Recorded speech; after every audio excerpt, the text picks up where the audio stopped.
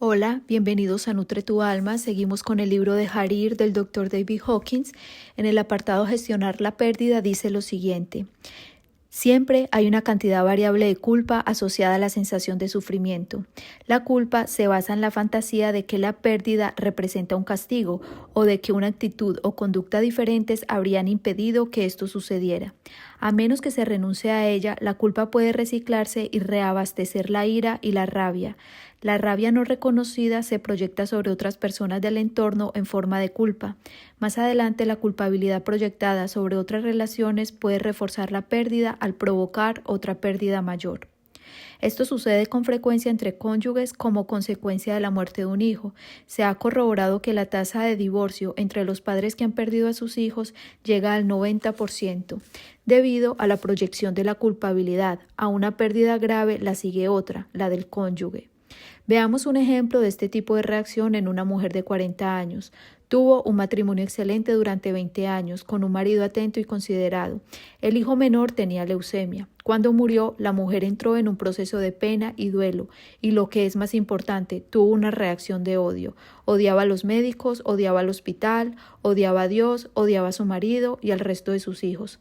Su rabia se hizo tan indómita que llegó a mostrarse violenta y amenazadora. Tuvieron que llamar varias veces a la policía para controlar su conducta violenta.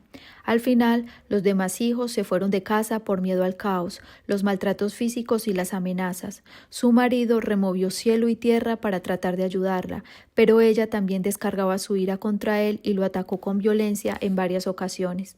La desesperación y el agobio también acabaron ahuyentándolo. Esta caótica situación terminó en un divorcio en el que la mujer perdió su casa. Pasaron casi 5 años antes de que la rabia disminuyera. Para entonces la mujer había destruido toda su vida y tenía que empezar de cero. Cuando se han trabajado, entregado y soltado todas las emociones negativas, finalmente se produce el alivio y el sufrimiento se sustituye por la aceptación. La aceptación es diferente de la resignación. En la resignación todavía quedan restos de la anterior emoción. Existe reticencia y se tarda en reconocer los hechos. La resignación dice, no me gusta, pero tengo que aguantarlo. Con la aceptación renunciamos a resistirnos a la verdadera naturaleza de los hechos. Por eso, uno de los signos es la serenidad. La lucha termina y la vida vuelve a comenzar. Las energías vinculadas a las anteriores emociones se liberan y se reactivan los aspectos saludables de la personalidad. Los aspectos creativos de la mente desarrollan oportunidades para nuevas situaciones de vida, nuevas opciones de crecer y experimentar, acompañadas de una sensación de vitalidad. Una enseñanza muy conocida y practicada es la oración de la serenidad de los grupos de los 12 pasos. Señor, concédeme serenidad para aceptar las cosas que no puedo cambiar, valor para cambiar aquellas que puedo y sabiduría para reconocer la diferencia. Dejar de trabajar alguna de las emociones asociadas al duelo y la pérdida puede producir un estancamiento crónico. Por tanto, puede derivar de una depresión prolongada y en largos estados de negación en los que realmente se niega la muerte de esa persona. La culpabilidad crónica o la resistencia a trabajar las emociones asociadas a la pérdida pueden provocar dolor y enfermedad física. Los mecanismos que subyacen a este proceso se explican en un capítulo posterior sobre la relación entre cuerpo y mente.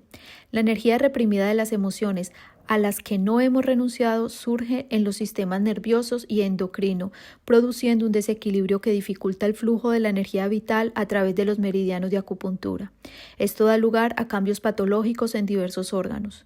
Es un hecho reconocido que la tasa de mortalidad entre las personas que están viviendo un duelo es mucho mayor que la de la población en general, especialmente en el primero o segundo año siguientes a la muerte del cónyuge. Uno de los orígenes de la culpa asociada al sufrimiento es la ira hacia la persona amada por haberse ido. Esta ira a menudo se reprime porque a la mente consciente le parece irracional. Las virtudes de los queridos difuntos se expanden y exageran en la fantasía y esta discrepancia complica la culpa. ¿Cómo podríamos estar enfadados con una persona tan maravillosa? Sentimos culpa por estar enfadados con Dios, creador del universo, que ha permitido el trágico suceso. Una mujer de 60 años se presentó en mi consulta con múltiples dolencias físicas. Sufría ataques de asma, alergia, bronquitis, frecuentes episodios de neumonía y todo tipo de dificultades para respirar. Durante la psicoterapia reveló que su madre había muerto 22 años antes y añadió que curiosamente no había tenido ninguna reacción ante su muerte. A pesar de que era su responsabilidad, no se había ocupado de que se colocara una lápida en la tumba. Por la información dada, era evidente que había mantenido una relación muy dependiente con su madre y que para ella su madre era una figura ambivalente por haberse resistido a cubrir todas sus necesidades. Necesitó muchos meses para trabajar su negación masiva, asociada a la culpa que le producía su ira contra su madre por haberla abandonado. Esa ira, dirigida hacia el interior, había tomado la forma de enfermedad. Expresó su impotencia y su deseo de llamar a su madre. El deseo suprimido de llorar la pérdida de su madre la había llevado a una constante sensación de no poder respirar. Se odiaba a sí misma por esos sentimientos de amor-odio, y la suma total de todas sus emociones reprimidas había reaparecido en forma de múltiples síntomas respiratorios, enfermedades psicosomáticas. Mientras trabajaba su duelo retrasado, empezó a surgir la reacción al sufrimiento y a la pérdida. Quedó muy claro que su resistencia a trabajar esas emociones era extrema y que dicha resistencia había producido los síntomas físicos. Finalmente completó la formación profesional necesaria para hacerse terapeuta y trabajar con moribundos en un programa de cuidados paliativos. Prevenir el sufrimiento. Por la naturaleza de los procesos que hemos descrito, queda claro que es posible prevenir el duelo severo, la pérdida y las reacciones patológicas mediante el reconocimiento temprano y la entrega preventiva de los sentimientos asociados cuando todavía son leves y pueden gestionarse sin excesivo sufrimiento.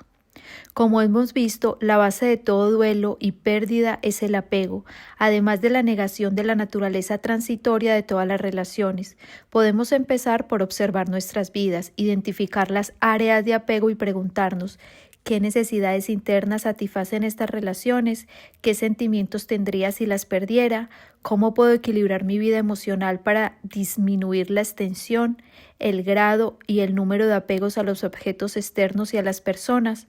Cuanto mayor sea nuestro apego a lo que está fuera de nosotros, mayor es el nivel general de miedo y vulnerabilidad ante la pérdida. Preguntémonos por qué nos sentimos tan incompletos, por qué estoy tan vacío, que tengo que buscar soluciones en forma de apegos y dependencias de los demás. Podemos empezar a observar nuestras propias áreas de inmadurez. En concreto, necesitamos examinar dónde tratamos de recibir amor en lugar de darlo.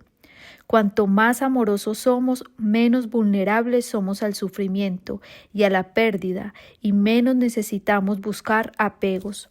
Cuando reconocemos y soltamos los sentimientos negativos y pasamos de la pequeñez al reconocimiento de nuestra grandeza, de modo que nuestra alegría proviene del placer de dar y amar, entonces somos invulnerables a la pérdida. Cuando encontramos dentro el origen de la felicidad, somos inmunes a las pérdidas del mundo. Si echamos una mirada crítica a nuestra vida, vemos todos los apegos y escapes en los que hemos caído. Cada uno de ellos representa una fuente potencial de dolor y sufrimiento. Deberíamos examinar de cerca las áreas realmente importantes. Tomemos, por ejemplo, la incapacidad para hacer frente a estas cuestiones en el síndrome de la jubilación. Le suele ocurrir a las mujeres cuando la tarea de criar a los hijos llega a su fin y estos se van de casa, el síndrome del nido vacío, y a los hombres cuando llegan a la edad de jubilación o pierden su trabajo, o bien cuando alguna discapacidad física les impide continuar con su actividad. Esta reacción que se produce en la madurez se debe a los muchos años de negación preexistente. A menudo no se afronta lo inevitable ni se hacen planes para desplegar otras actividades que satisfagan las mismas necesidades internas. Los sentimientos de autoestima, el deseo de sentirse necesario e importante y la necesidad de contribuir y ser productivo. La anticipación de lo inevitable y la preparación para ello producen una incomodidad relativamente superflua en comparación con el sufrimiento y la pérdida que vendrán más adelante. Podemos mirar nuestras relaciones amorosas más importantes y examinarlas honestamente. ¿Hasta qué punto sirven a nuestras necesidades egoístas? ¿Hasta qué punto utilizamos a otra persona para explotarla en nuestro beneficio? ¿Hasta qué punto están los demás sirviendo a nuestra felicidad? Para averiguarlo, lo único que tenemos que hacer es preguntarnos, si fueran más felices dejándome, ¿cómo me sentiría? Esto revela en qué medida estamos tratando de restringir y controlar a la otra persona. Hace más de 2000 años, Buda observó que la base de todo sufrimiento humano son el deseo y el apego, y la historia humana no ha hecho sino confirmar la verdad de su enseñanza. ¿Cuál es la solución a ese dilema? Solo nuestra pequeñez promueve el apego. El pequeño yo está controlado por un conjunto de programas asustadizos e inadecuados que sin saberlo permitimos que nos manejen. Al dejar ir, desactivamos estos programas para que cesen de manejarnos. Entonces somos libres de expandir la mayor conciencia de nuestro ser más elevado.